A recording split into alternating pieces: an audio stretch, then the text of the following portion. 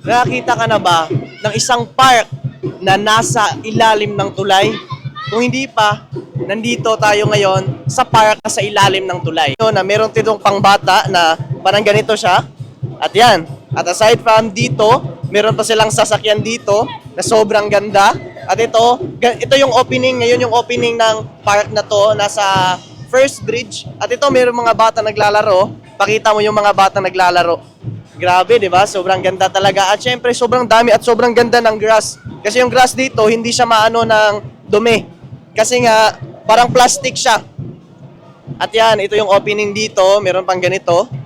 At yan, ito yung yung karatula na pinakita kung gaano kaganda yung park dito sa First Bridge. At ngayon, dadalhin ko si Nicole dito sa park na to. And ito, maraming mga tao talaga kasi ngayon pa lang talaga to nag-open eh. So ito, yung kanina doon is grass. Ito naman is semento naman siya. Kaya mag-ingat-ingat kasi madulas to pag umuulan. So ito, meron ganito. Yan, pakita mo.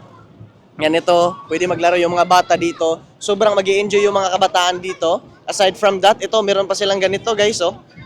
Dun sa dulo. So marami talagang magano dito na mga dancer kasi mga magti-TikTok. Kasi sobrang ganda oh. I think hindi pa ito natapos. Yan, pakita mo dito. Yan. So, pwede pa mag-date dito. So, pwede kami mag-date ni Nicole dito. Dadalhin ko si Nicole dito. Oh, dito ako, dito siya. Oh, pwede kami umupo dito dalawa. Oh, sobrang ganda talaga, guys. Grabe talaga yung mayor dito. At hindi lang puro paganda yung ginawa ng mayor dito sa Lapu-Lapu. Marami na din siyang mga natulungan. Aside sa mga natulungan niya, pag merong mga masunugan, merong mabagyuhan, merong mga kalamidad na mangyayari dito or merong mga kangangailangan ng tulong, nandyan yung mayor natin dito, si Mayor Ahong Chan, para tumulong agad. Shoutout pala kami kay Ma'am Cindy. Oh, di ba? Si Ma'am Cindy yung partner ni Mayor Ahong Chan. At yan, sobrang ganda guys, oh. At yan, maraming mga tao, sobrang ganda talaga. Yan, ito, yung mga table dito siguro uupo yung mga bisita dito uupo.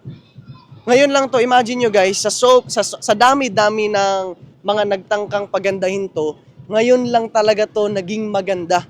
Para siyang naging boardwalk. Kung merong boardwalk sa Naga, dito naman sa Lapu-Lapu, meron ding birdwalk pero hindi siya tinatawag na birdwalk. Baba tayo dito sa baba.